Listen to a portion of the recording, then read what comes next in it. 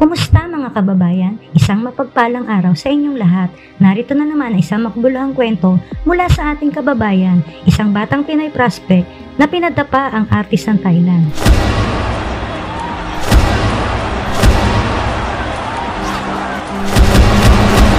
Và đây là một cú đập điều mà AJ mang đến rất đập.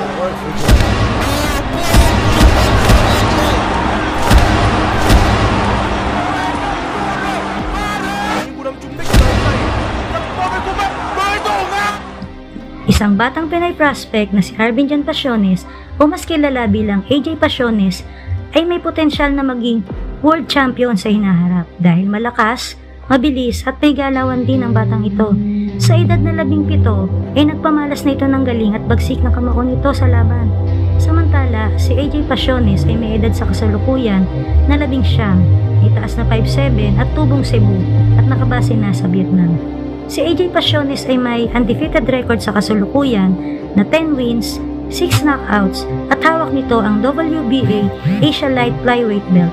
Samantala, habang tumatagal ay tila nagiging halimaw sa taas ng ring ang ating kababayan dahil sa katatapos lang ng laban nito ay pinabagsak ni Pasiones ng 3 beses at tinapos nito sa first round ang Thai fighter.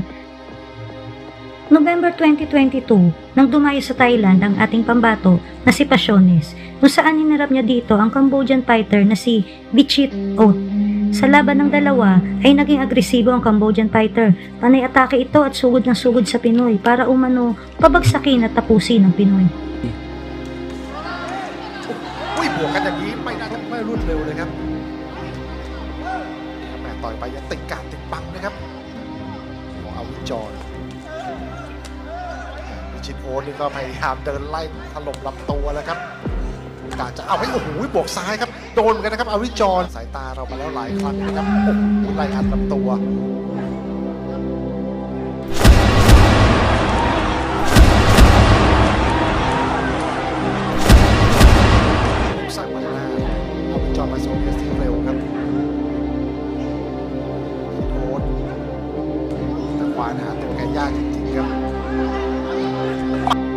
Sa round 3, ay patuloy na binabanata ng Cambodian boxer ang ating pambato at nakikipagsabay nito kay Pasiones.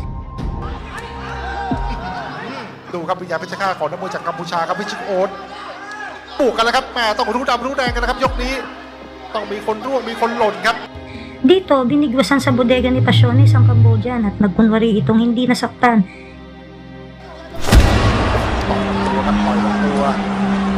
Sinundan ito ng pamatay na left hook ni Pasiones. อาวิจรไปโซนจังโอ้โหฮุกซ้ายครับลูกนี้โดนเต็มๆครับโอ้โหต้องบอกว่าเป็นหมัดที่ Hindi na nakatayo pa ang kalaban. Panalo si Pasiones by a third round technical knockout. Samantala, March 25, 2023 nang harapin ni Pasiones ang maangas sa Thai boxer na si Sarawat Jamtong. Sa weigh-in pa lang ay nagpakita na ito ng angas sa Pinoy. Sa pagsisimula ng laban ay binakbakan agad ang ating kababayan ng Thai boxer.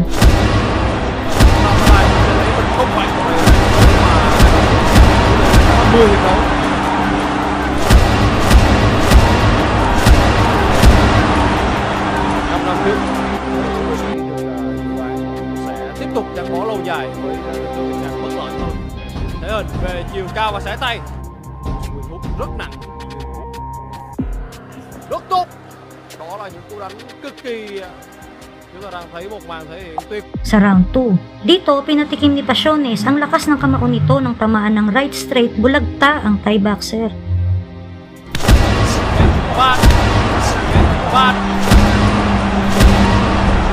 Và đây là một cú đập và có khả năng anh sẽ khiến cho đối thủ bị hạ knockout. Pinipilit pa sanang tumayo ng kalaban, ngunit hilo pa ito. Napahanga naman ng Pinoy ang mga Vietnamese na nanonood ng laban. Panalo si AJ Pasiones by a second round technical knockout. Samantala, October 24, 2023, nang talunin ni Pasiones ang Chinese boxer na si Jin Pingyang by a unanimous decision na kung saan dito nakuha ang WBA Asia Light Flyweight belt na ginanap sa Thailand.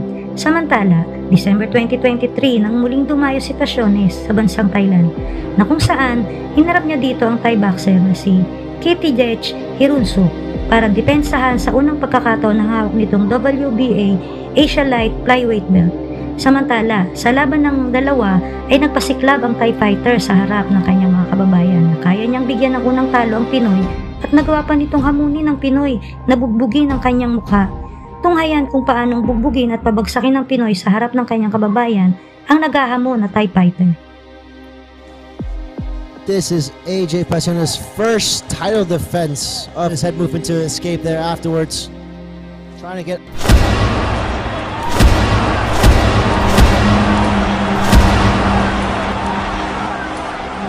old against AJ, 18 years old. Redek coming in.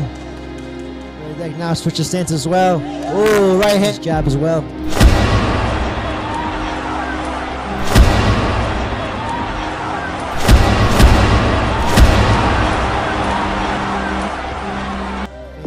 Controlling the time, controlling distance. Right hook to the body from AJ. Ooh, right hand. Try to find something here. Lands a right hook to the body. Redek needs to have a little more offense. Left hook and a right hand lands right there.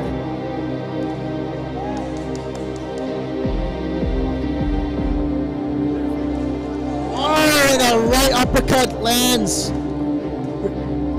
Redek back in the Philly shell. Trying to land some offensive.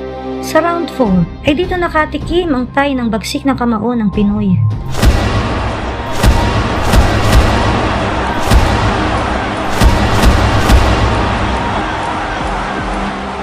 Down his Thai opponent. Let's see what AJ does. Oh, big left uppercut from AJ's coming in. Oh, these boys are trying to train here. AJ needs to be careful though. He can't a left hand of his own, and a left hand from Redek lands as well. Oh, big left hand from Redek. Right hand to the body. Telling AJ, come on, let's fight. Oh, and AJ responds with a big right hand, landing on the guard. Left uppercut lands very well for. Oh, big right hand. A right cross to the body and a right cross to the head. Oh, get the deck.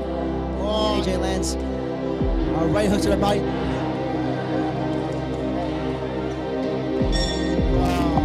Panalo si AJ Pasiones by a 12-round unanimous decision. Samantala, March 28, 2024 ay balik Thailand si Pasiones para sagupain ang isa na naman na Thai boxer na si Wanchai Nyang Hansa na kung saan muling didepensahan ni Pasiones sa pangalawang pagkakataon ang hawak nitong WBA Asia Light Flyweight Belt. Sa laban ng dalawa ay round 1 lang, tapos na ang laban ng 3 beses na pabagsakin ang Thai fighter.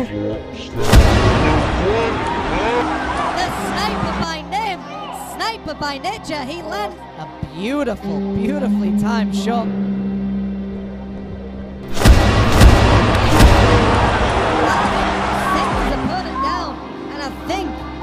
What? He looks stunned.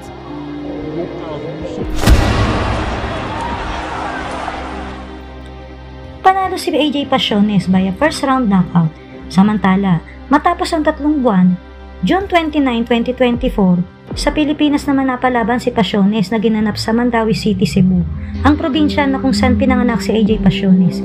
Mabigat ang kakaharapin ni Pasiones dito dahil ang kanyang makakalaban ay veterano na at former IVF World Minimum Weight Champion na si Rene Mark Cuarto. Si Cuarto ay may record na 22 wins, 5 losses at 12 knockouts, habang si AJ Pasiones naman ay may malinis na record na 8 wins at 5 knockouts. Dito, masusubukan ng galing at tibay ni Pasiones sa laban. Cuarto is going to gain that advantage, cover that distance, and he's now currently fighting on the inside. So Pasiones answers with an uppercut to Pasiones, and he's mixing it up, and he's body shot there by Cuarto. Blocking by Pasiones. They're throwing heavy leather early on. Now, they're got nothing on me. Good straight to the body, Pasiones.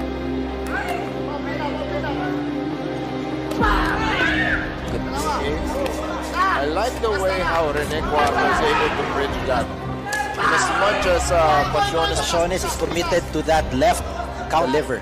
There you go. Sa round 2, dito nakalusot ang left straight ni Pasiones na nagpabaksak kay Cuarto.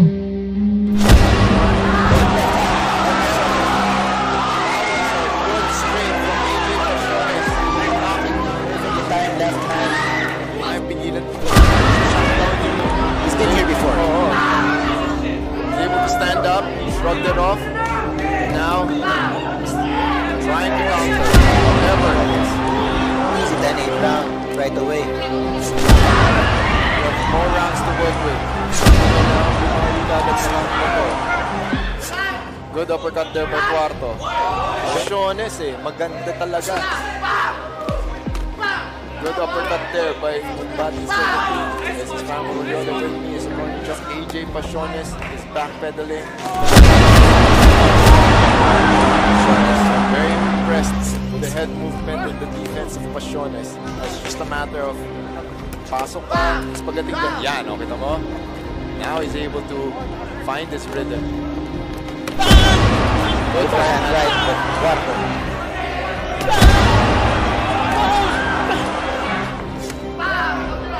Good body shot there by Cuarto. Counter. Good right hand from Now Cuarto. he has him against And the a left corner. hand. I think he caught Pasiones with that short left. Really. Body shot. Body shot from Pasiones. Another body shot. Good short right hand from Pasiones once. You guys will lure you into this showboating contest. Anytime na may showboating, Pasiones tsaka sa second. Sa second.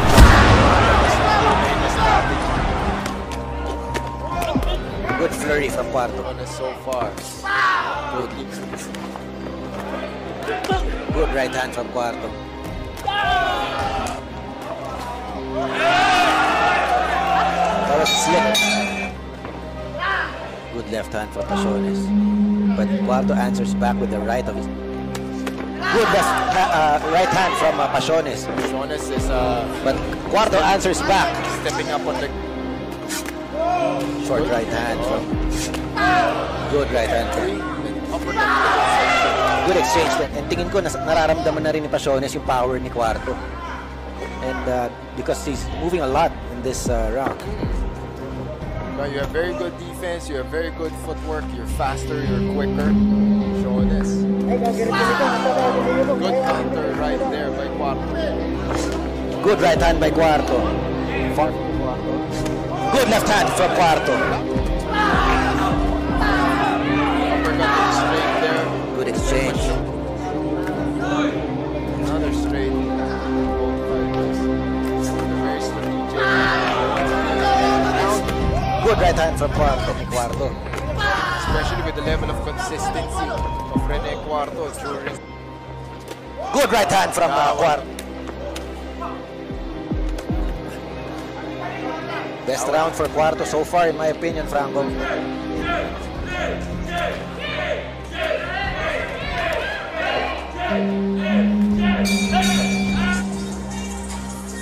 And of course, Coach Nonoy Neri in the corner of Rene Cuarto. Cuarto stable, or will it be AJ Pasiones of Simon Sports Club, Fortune? Ito, merong posibilidad na magtropa to if it goes the distance, but at this rate, hindi tayo sure kung aabot doon. Good exchanges so far from both these fighters. Trying. Good right hand from Cuarto. Short uppercuts from Pasiones. More nasty uppercuts from both. I love the level of energy of Pasiones. He's still dancing around the ring. Good head movement, good body movement. He's able to pivot out of trouble. Now whenever he wants to engage, he engages on his own terms. Good body shot there. There you go. Good combination from Cuarto. Down. Peppering jabs. Pasiones. 10 seconds left. Pasiones dancing.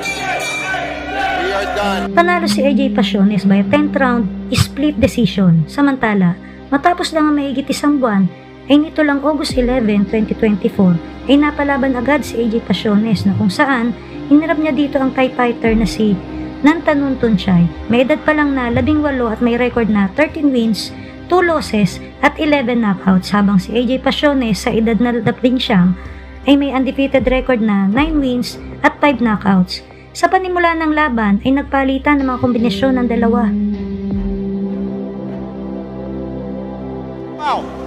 Trận đấu hứa hẹn sẽ rất bùng nổ, trận đấu 8 hiệp. Ở hạng 110 pound.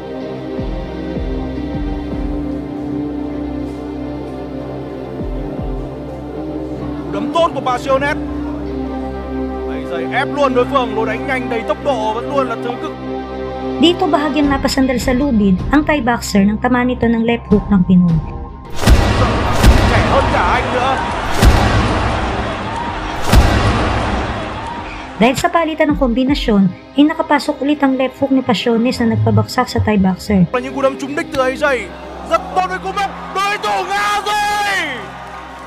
Đối thủ choáng choáng say rồi. Sa pagpapatuloy ng laban, ay binakbakan agad ni Pasiones sa bodega ang Thai fighter na nagresulta ng muli nitong pagbagsak. Họ vẫn luôn là điều mà AJ mang đến. Không rồi, không thật rồi. Không thể tin rồi. Muli pang nakatayo ang kalaban, ngunit tinapos na ni Pasiones at nagpakawala ito ng kombinasyon na nagpagbagsak muli sa Thai boxer. Trận đấu vẫn tiếp tục. Left hook. Đối thủ không ai không được. Và đó là chiến thắng cho AJ Pasiones. Panalo si AJ Pasiones by a first round technical knockout. Anong masasabi mo sa naging laban ng ating kababayan? Mag-iwan lamang po ng komento sa ibaba at atin pong pag-uusapan yan. Paki-like at subscribe na rin para sa mga ganitong mga laban. Hanggang sa muli mga kababayan, maraming salamat po. God